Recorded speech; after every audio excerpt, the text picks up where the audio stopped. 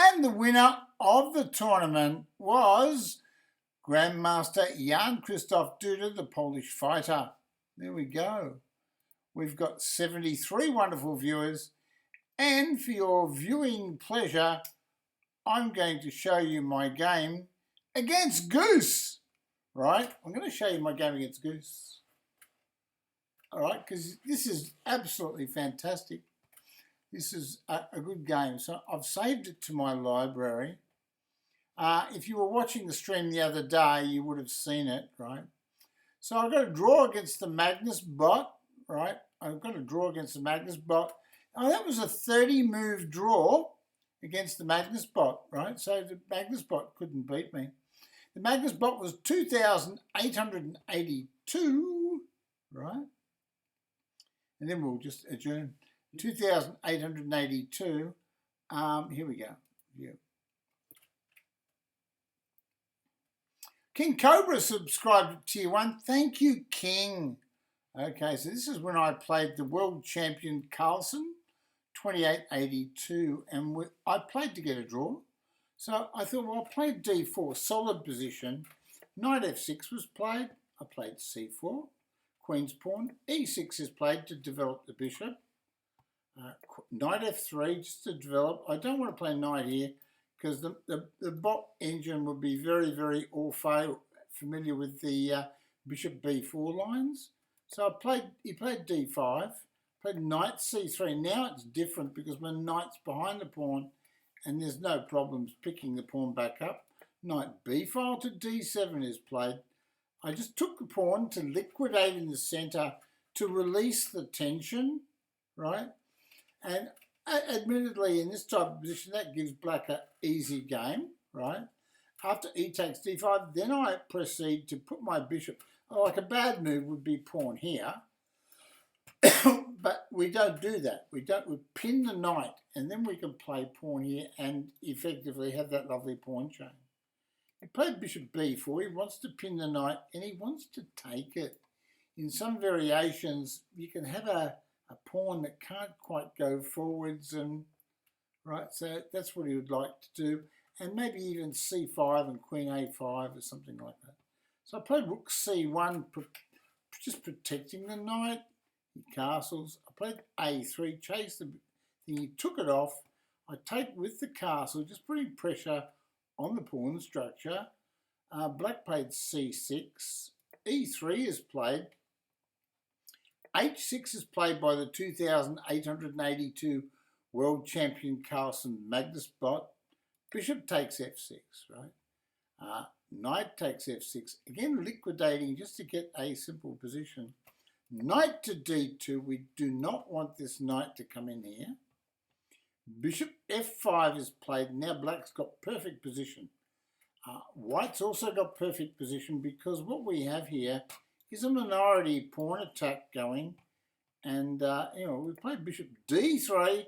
We thought, well, why not just swap the bishops off and release the tension in the position, right?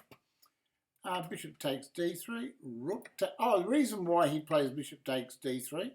See, the pawns are on white-coloured squares, so that's a bad bishop. His bishop's a bad bishop. Mine's the actual good bishop because my pawns are on dark squares. But because his bishop's on the outside of the pawn chain, it's a dangerous attacking bishop, right? So that's why we challenge it, right? Rook takes D3. He played Rook E8. We just played castles. Put the king in safety. Queen to D6. We played Queen C2. Reason being we want to block the break of this move, right? And also aim at that E4 square. Rook A5 to C8. He wants to get the break. Right? Rook C1. We prevent him. Rook C5 to D8 changes his mind. And it's in this position we play B4 for the minority attack. And now the position is actually a little bit better for white. Queen E7 was played by the bot. Queen C5, threatening to change queens. Rook to D6, he doesn't want to change. He knows that's not good. A4, we proceed with the minority attack. B6 is played. Play just slip back to queen to c3. Knight e4 is played. Knight takes knight. Queen takes. And now rook to d2. He played rook to g6. He wants to get an attack on the king. We played g3. He plays a5. So we just say, oh, we'll take it. B takes a5. And now, do we take the pawn? No, we can't afford to take the pawn because pawn here and here threatens that. And that's checkmate. You won't be able to get back to stop it if you put your queen out of play. So queen d3 is correct. After all, we're still exerting pressure on the c pawn in an endgame. We played queen f3. So we played queen e2. We thought, no, we'll just change queens because the endgame is better for us. And why? Because these two pawns, this is the base pawn, right, to the pawn chain. And also white's got rook here, threatening rook takes pawn. But with the idea of doubling rooks, if the rooks are off the board. So he plays queen f5 and to keep the pressure on, we'll just play queen to d3. He plays queen to f3 and we play queen e2 and there is no attack. Queen f5, queen d3 and queen to f3. We can't keep him off both squares, but we don't want to give him time to breathe. Right? And so that's why it was a draw in 30 moves. It's best play. And then when we go to the game review, I hope you're all watching this and learning, guys out there.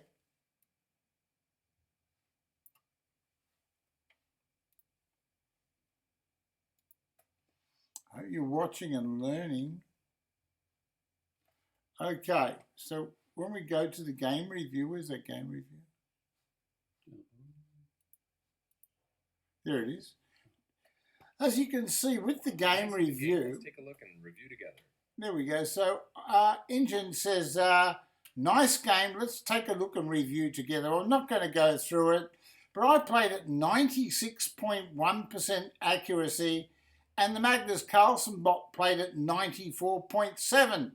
So we outplayed the Magnus Carlsen bot despite, excuse me, despite the bot giving me a rating performance of 2,500 and the Carlsen bot a rating performance of 3,100. So I was quite pleased with the game. Whenever you can draw against the world champion, you should be pleased and humble. There we go. Now I'm going to show you the other game that we played. Where are we? Where are we? I'm going to show you the other game history. We're going to library, and I'm going to show you this game. This game is probably one of my very best games to be played, and at a quick rate. It was not a slow game at all. We're playing the GOOSE-BOT. I think it's the Komodo artificial intelligence bot, 2,999 rated. Right, so it's 2,999 rated. And so Hikaru had trouble. If you watch Hikaru's video where he played the GOOSE-BOT, you will see that Hikaru had a lot of trouble playing the GOOSE-BOT. I think he lost one game, I'm not sure. But I think he lost one or two games. Might have lost 2 games before he could draw. Anyway, he remarked how difficult the GOOSE-BOT is to play. Okay. And this is my game against the GOOSE-BOT.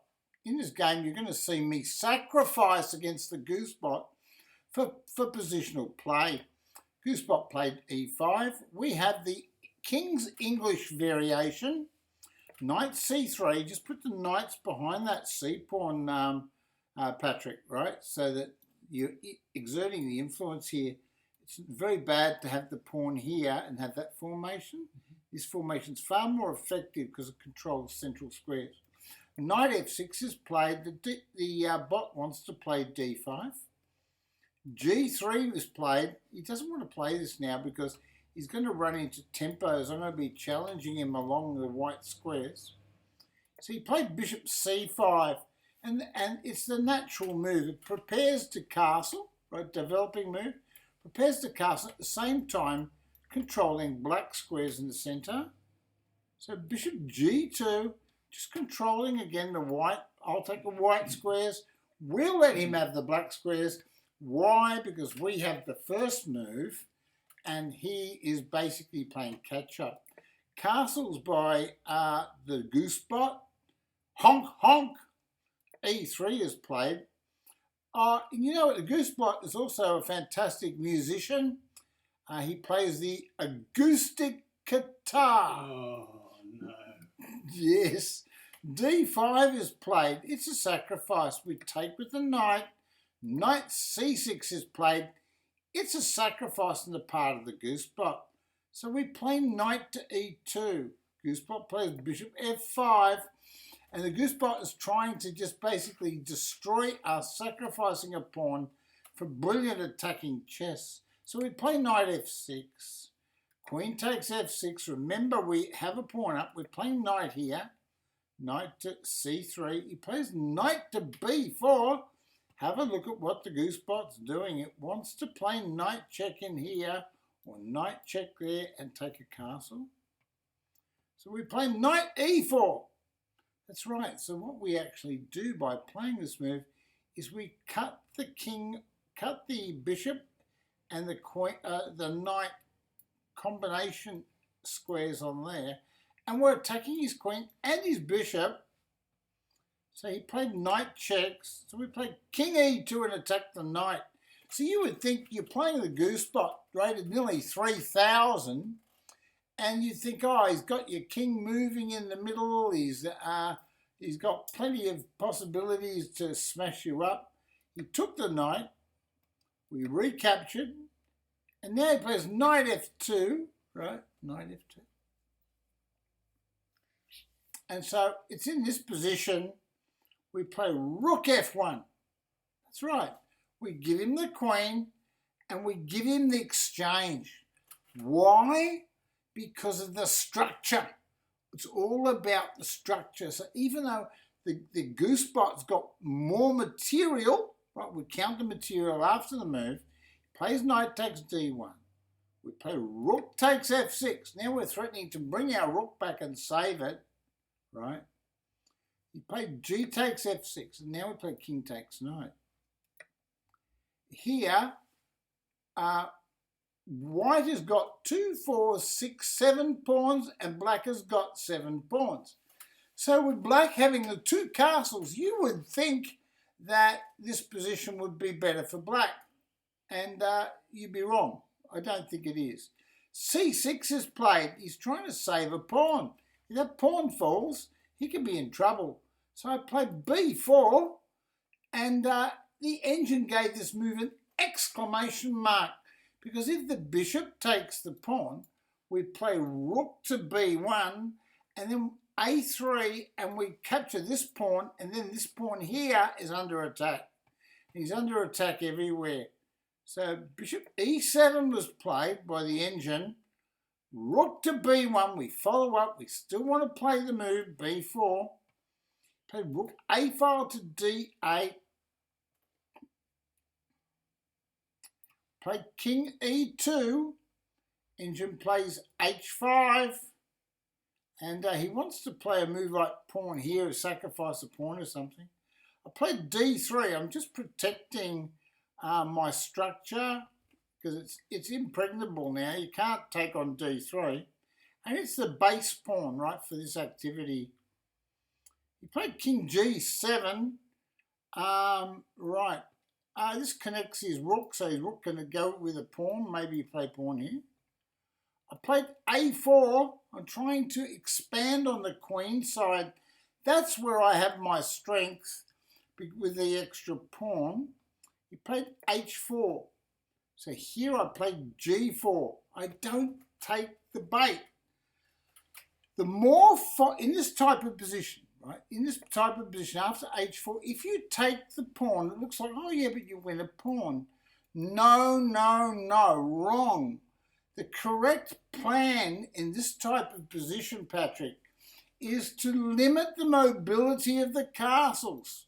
Castles need open files. They need ranks and files to operate. At the moment, this rook, that does nothing. And here, he can only go to there. He can't go here or here. So the rook's limited. This rook can only go here, here, and here. So we're trying to limit the rook movements.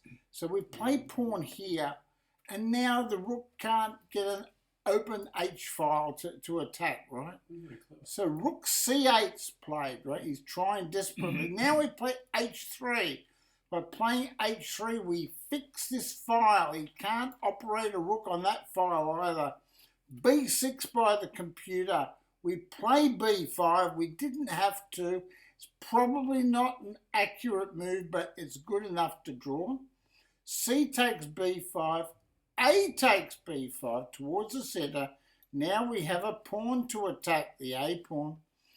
C5 by the engine. Rook A1 threatening the pawn. Rook C7. Notice how passive the rook is. It's only occupying a few squares. Actually 3 squares. It's only occupying those 3 squares. Have a look at my castle. It's occupying 6 squares. So my castle is twice as powerful as the castle encumbered by the problem position.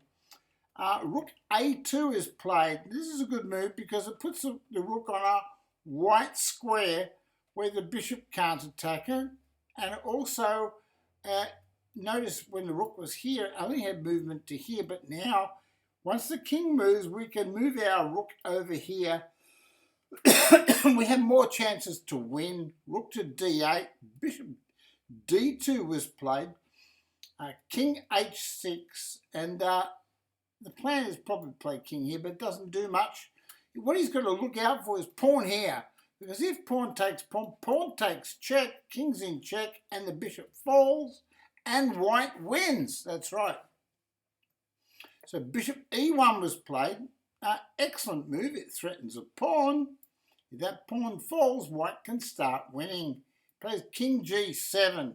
You can't take this pawn now. You can't take it because of rook here, and you've activated the rook. When your bishop moves, he'll be in there, and he's got open lines of attack, and he will probably win, being a very powerful engine.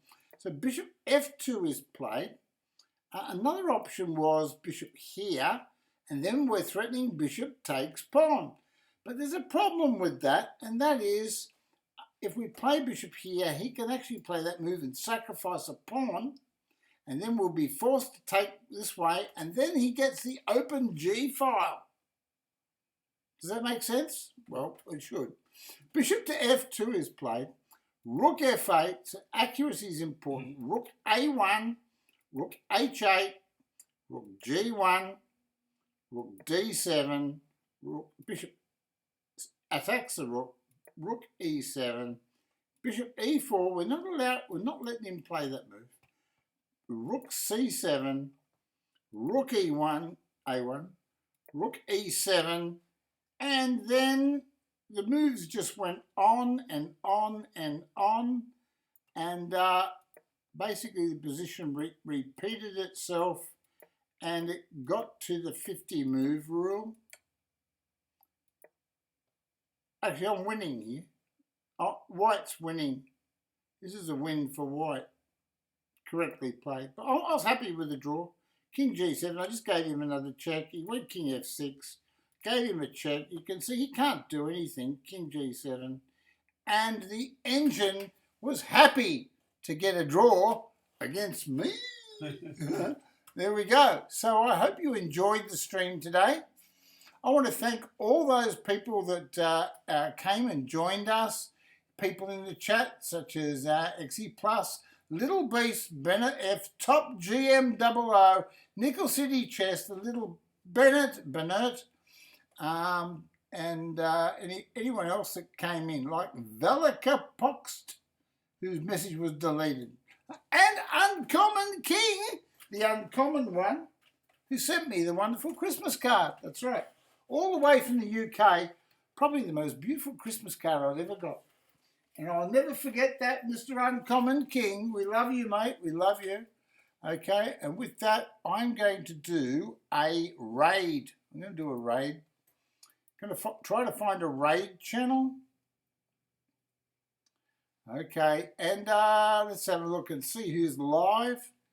I'm just going to check to see who I'm following. Usually there's a GM or two hanging around that's been doing a bit of streaming.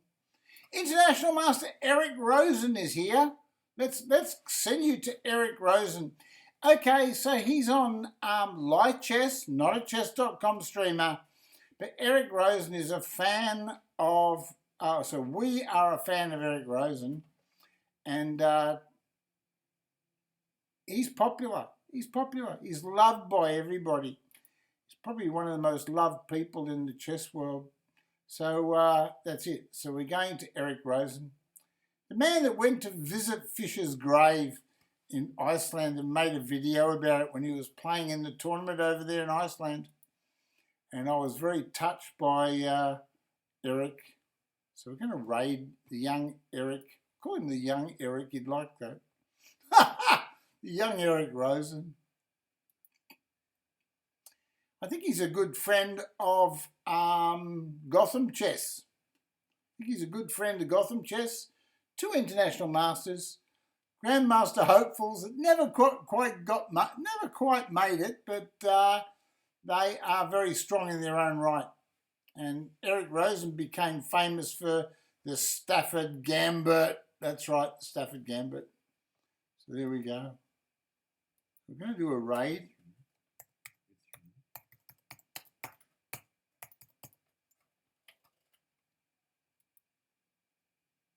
Come on, Johnny. Come on, Johnny. Send little Eric a message. Come on. And tell him he's being raided by Grandmaster Teddy and friends.